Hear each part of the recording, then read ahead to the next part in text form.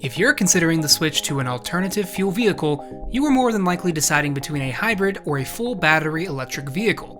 Sure, there are also hydrogen fuel cell options to consider, but only from Hyundai and Toyota, and only really on the West Coast. So, between the more common alternatives, which one is right for you? Let's break down the key differences.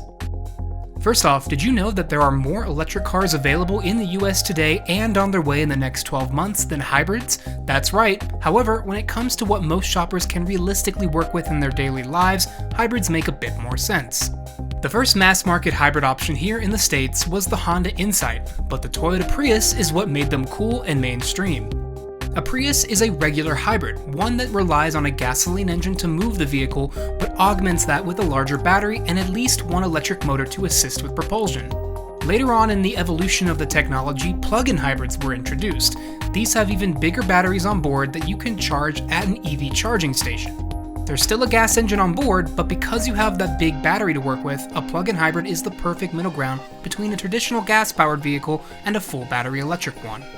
Take for instance the latest Toyota Prius Prime, Toyota speak for plug-in hybrid. That model can travel on battery power alone for up to 42 miles.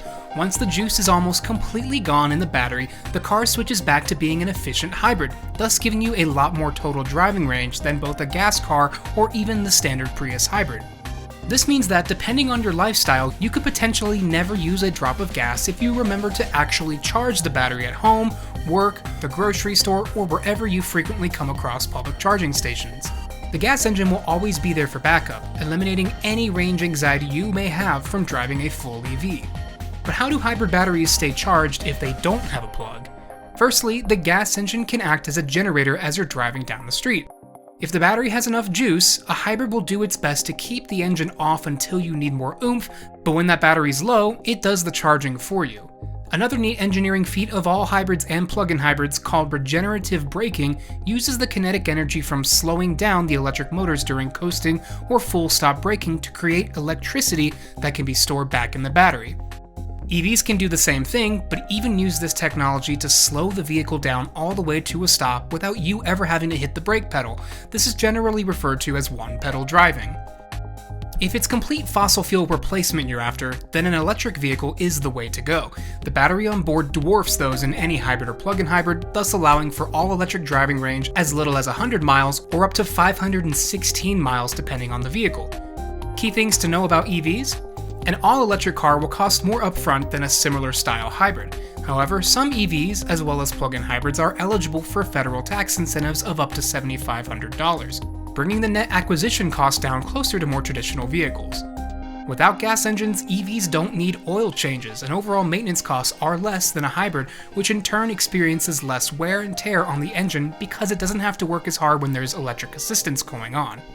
Hybrids provide remarkable fuel efficiency, but they still create some tailpipe emissions. Electric cars don't have a gas engine, so driving them doesn't contribute to smog. Hybrids have more frequent opportunities to refuel. Recharging an EV may be inconvenient when away from home. Annual fuel costs for a hybrid are typically higher than annual costs for charging an electric car. And because there is no engine up front, some manufacturers opt to take advantage of that space by providing cargo compartments there instead, thus maximizing your cargo hauling ability. It really comes down to whether you want to mitigate gasoline consumption or completely get rid of it. An electric vehicle in 2023 is far more likely to accomplish that task successfully because of continued advancements in the technology on board and in charging infrastructure. For more information on those important facets of EV ownership, Kelly Blue Book's got you covered.